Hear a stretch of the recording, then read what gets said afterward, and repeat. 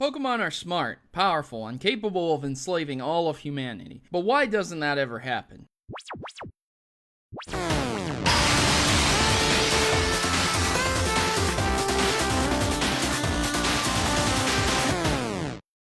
Today is my second of my top 5 theories selected by my subscribers, and it was asked by Matthew Basil. And they asked, why don't Pokemon overrun humans? Great question, many people ask me that. I'm always asked this question, and it really is a simple answer, but there are several parts to this answer. But before we just get to the outright answer, maybe some people need to be reminded how powerful Pokemon are. Now, I'm not just going to reference my top 10 deadliest and dangerous Pokemon videos, even though it cut the time of this video by a lot, but I will be using the most common examples for this question. Firstly, Alakazam and several other psychic types. They are smart, so smart that they blow away any supercomputers, and yet they do not unite and take over the world. Think about this for a moment. An army of psychic types riding atop an army of Tyrannitars. After all, Tyranitar is strong enough to level a mountain. Having Tyranitar as their muscle, there is very little that could stand in their way. They can teleport, use kinesis, and basically destroy any opposition. But who or what would oppose them? Well, Tyranitar for one. While this Pokemon is not inherently intelligent, it is a dark type. Now I know what you're saying. But Proto, Alakazam should just use its mind control. But Proto, there are other psychic types. But Proto, an army of Gardevoirs and Octilleries would be... Don't finish that final sentence, comment section.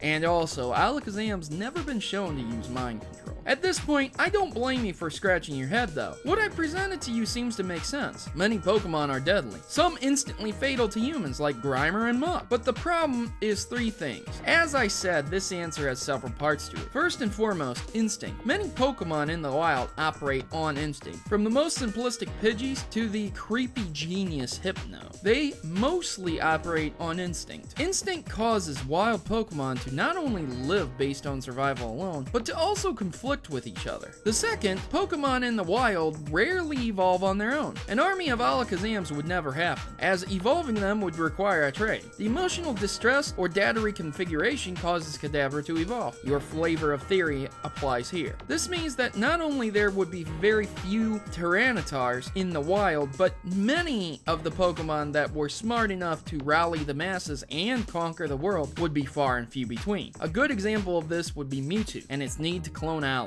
Thirdly, Pokemon can only use 4 moves, and without spoiling another theory, this is most likely due to short-term memory or the strength and energy required to use the diversity in the move pool. And while this isn't necessarily a problem, it is for Pokemon with a massive weakness like Psychic types. Psychic types have no way to counter Dark types. They learn very few moves that could even affect them. Even with the few that do learn moves, that many Dark types like Sableye and Spiritomb have little weakness. This means wild Pokemon would want a trainer to teach those technical moves and unique moves, like Pikachu's Rocket Punch. Without a trainer to implement strategy, the Great Pokemon War would surely be the end result. Without a trainer to swap out and use strategic advantages and disadvantages, it'd be hard to train any army. And some wouldn't even be able to evolve without the assistance of a trainer. Trade Pokemon, Stone Pokemon, Happiness Pokemon. Without many of the Pokemon's full potential, they would easily be overcome by humanity. Many Pokemon desire to become stronger, and partnering with their trainer helps accomplish this goal. In the end, it'd be more likely that Pokemon would destroy the world instead of ruling it. One Dark type and Mewtwo would have been out of luck in the first movie. Now, if you'll excuse me, I need to train my Alakazam to help me withdraw some money. Thanks for watching, and please remember to like and comment below. Do you think Pokemon could take over the world? And which ones would accomplish it? I am Protomario, and I'm signing out. Good gaming, and God bless.